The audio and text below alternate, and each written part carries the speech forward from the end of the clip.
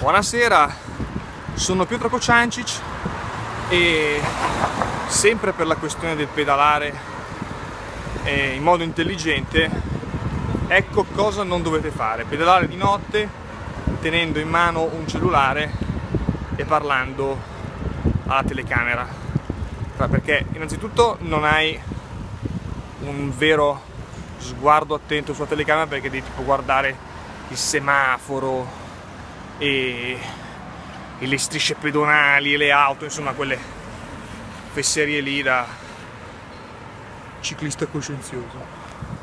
Devi stare attento, perché anche se è giorno, anche se non è giorno, ci sono quelli che ti ascoltano, che parli.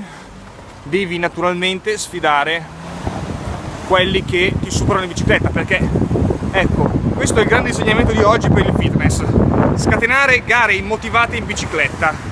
Tu pedali tranquillo pian pianino e vedi uno che ti sfreccia davanti con la sua bicicletta. È chiaramente una sfida, lui non lo sa, ma è una sfida. Quindi adesso qui c'è una signorina con l'impermeabile giallo che ha cercato di sfidare il potere del sottoscritto e verrà sonoramente battuta con una serie di rapide pedalate che, a Dio piacendo, porteranno in vantaggio. Adesso stiamo per concretizzare questo passo, a poco ce la faremo. Eccoci qua. Insomma, scatenare delle gare immotivate in bicicletta durante